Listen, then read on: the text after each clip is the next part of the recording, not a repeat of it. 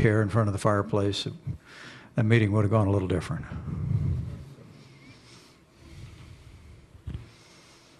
Right at the back near the door. Olivia.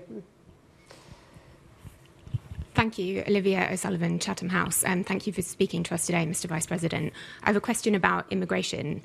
In your remarks, you said when the UK makes certain choices, including around open borders policies, it raises questions among some in the US about the relationship and the alliance.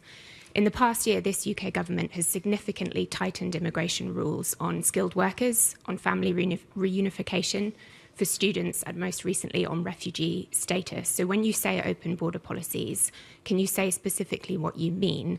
And in your view, what immigration policies should countries pursue in order to be assured the US will remain their ally? Thank you. Well, I speak more about perceptions in our country about the UK. And I don't believe in foreign interference in elections or policy. So I'll leave you to that. But there has been a perception of open borders, not only in the UK, but among other European nations. And the Biden administration essentially undid all the policies that we had put into effect that secured our southern border and ended asylum abuse almost overnight with what actually I negotiated came to be known as the Remain in Mexico policy. We required people, if they applied for asylum in the United States, that we would process their application, but we would require them to wait in Mexico as opposed to disappearing into the United States as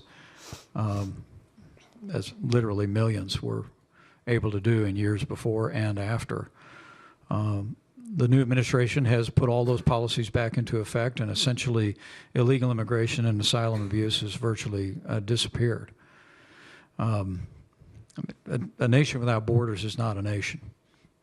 And I think it's absolutely essential that, that our nations not only secure our borders, but I will also say to you, I think our immigration system in America is broken. And I can't speak to it here in the UK, but it looks like you might have the same problem. I mean, immigration ought to be an invitation for people to come in to your country. I think it was Adam Smith that said, no nation grows but by population. So you want positive immigration into your country, but you also want people, to come to the UK to be British. We want people to come to the United States to be Americans. My grandfather got on a boat in Ireland in 1923, sailed across the Atlantic, stepped onto Ellis Island, never lost that Irish brogue. Michael Richard Pence was named after Richard Michael Cawley. Proudest man I ever knew, and he was a proud American. He never forgot his home across the pond, but in what he used to call the old country. And I've been to that house he grew up in.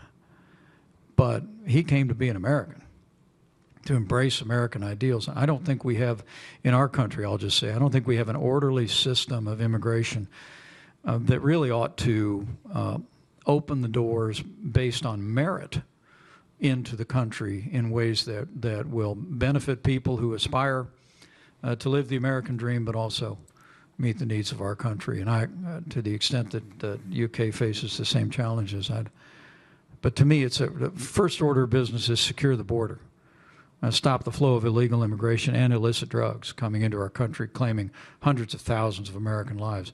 The second step is the one we're waiting to do, and that is to reform a broken immigration system, and I hope we will. Thank you for